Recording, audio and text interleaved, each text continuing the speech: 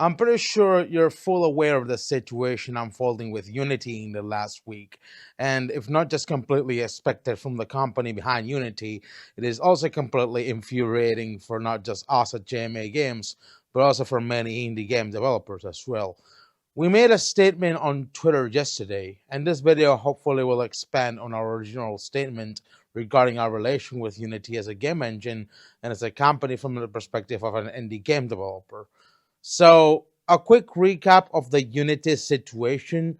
Unity, given some stock exchange market circumstances, has made the boneheaded decision of changing their fees in a way that, aside of the flat licensing fees, there's now also a per installation fee of $0.20 at the minimum threshold of $200,000 in revenue from the developer.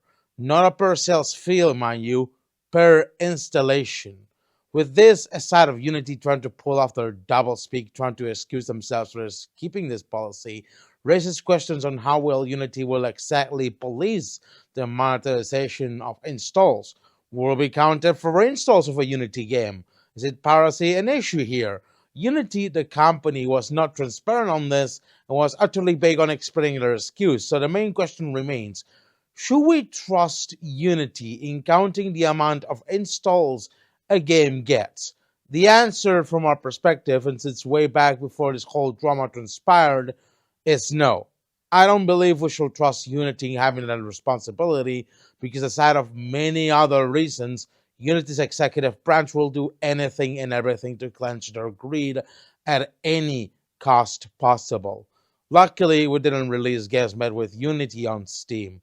Johan Vice was made using Construct 3, and SAS vs. Fash is currently being developed with Unreal Engine. But the concerning part is that we already had a collection of games on itch.io that were made in Unity that were experimental in nature, and it's not just the original Unity prototype of SAS vs. Fash, but also other games like the Gamer's Deep State collection, or other more experimental ones like You Just Die or Patter. Given the circumstances, Unity has backstabbed many indie developers, including us at JMAA Games, because we spent years learning Unity as a game engine and making games with it most of the time.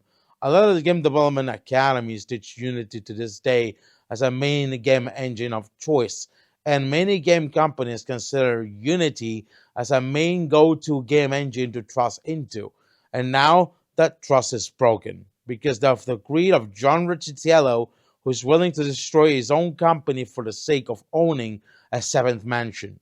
For this reason, we at JMA Games have locked down all Unity-made games for our itch.io portfolio and store yesterday, and we'll keep our decision indefinitely because we are fully aware of how evil a corporation like Unity really is. It's not like we were not aware of this before this controversy unfolded. In a previous video made several months back, we detailed some of the problems Unity was creating as a company, and we said the warnings are not just to trust Unity as a company or as a game engine. Back then, not many people listened to our warnings, but now it seems that this very video, in the words of a recent YouTube comment, has aged surely well.